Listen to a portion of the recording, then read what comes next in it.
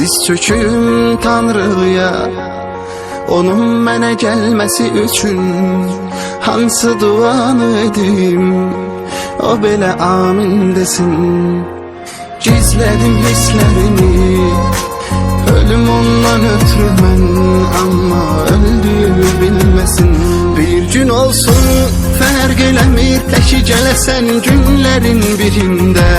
Deyim əyləş, xoş gəldin ürəyimin ən gözəl yerində.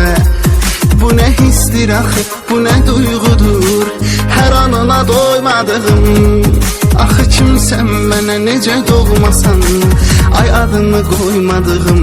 Bir gün olsun fərq eləmir, təki gələsən günlərin birində. Deyim əyləş, xoş gəldin ürəyimin ən gözəl yerində. Bu nə histir axı, bu nə duyğudur, hər anına doymadığım.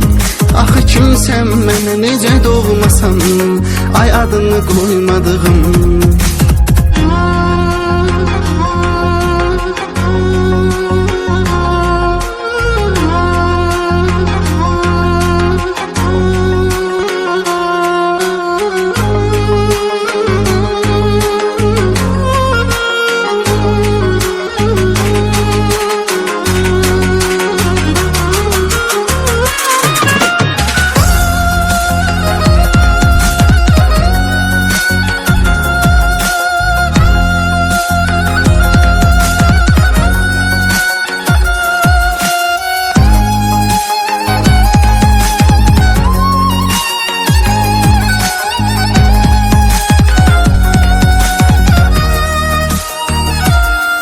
Yolunu gözlədim, hamıdan gizlədim, söyləyə bilmədim, ən böyük arzumsan.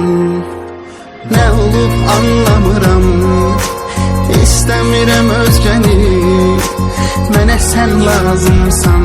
Bir gün olsun fərq eləmir, təki gələsən günlərin birində. Deyim əyləş, xoş gəldin ürəyimin ən gözəl yerində.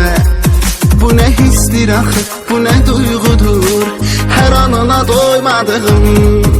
Axı kimsən mənə necə doğmasan, ay adını qoymadığım. Bir gün olsun fərq eləmir, təki gələsən günlərin birində.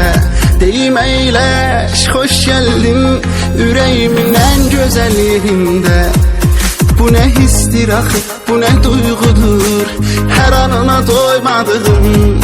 Axı kimsən mənə necə doğmasan, ay adını qoymadığım.